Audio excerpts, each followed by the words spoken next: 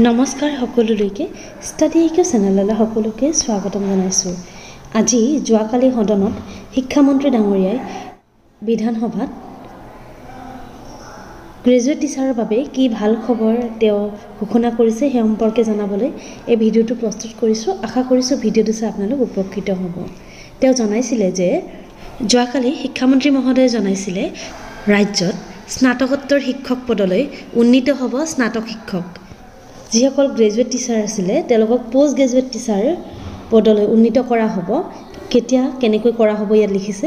ইয়াৰ বাবে চাকৰি সেৱা বিধিৰ জৰিয়তে পদক্ষেপ গ্ৰহণ, চাকৰি সেৱাৰ যি বিধি আছে সেয়া পদক্ষেপ ল'ব। চাকৰি সেৱা যিখিনি দৰকাৰী কোৱালিফিকেশ্যন সেইখিনি ইনক্লুড কৰিব।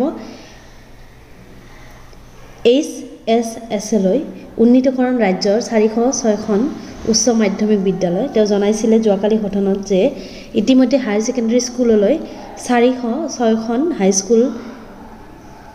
হাইস্কুলক যিহেতু প্ৰমোট কৰা হৈছে, হাইস্কুলক উন্নীতকৰণ কৰা হৈছে। গতিকে তাত যিসকল শিক্ষকে এতিয়া পোষ্ট গ্ৰেজুৱেট ডিগ্ৰী লৈছে, যিসকল গ্ৰেজুৱেট টিচাৰ আছে তেওঁলোকক পোষ্ট গ্ৰেজুৱেট টিচাৰ পদলৈ উন্নীতকৰণ কৰিব।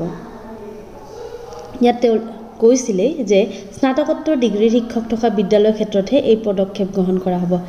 যিসকল গ্ৰেজুৱেট টিচাৰ আৰু পোষ্ট গ্ৰেজুৱেট টিচাৰ, যিসকল গ্ৰেজুৱেট টিচাৰ হিচাপে ইতিমধ্যে হাইস্কুল আৰু হায়াৰ ছেকেণ্ডেৰীত চাকৰি কৰি আছে, তেওঁলোকৰ পোষ্ট গ্ৰেজুৱেট ডিগ্ৰী আছে আৰু তেওঁলোকৰ স্কুলখন যদি উন্নীতকৰণ কৰা হৈছে হায়াৰ ছেকেণ্ডেৰী স্কুললৈ, তেন্তে তেওঁ স্নাতকোত্তৰ পদলৈ তেওঁৰ পদটো উন্নীত হ'ব।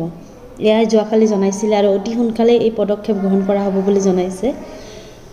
এতিয়া মই অফিচত আছোঁ, ইভিনিং গৈ এই বিষয়ে আপোনালোকক ডিটেইলছ জনাম। ঠিক আছে, আজিলৈ এইখিনি জনাব আছিলে।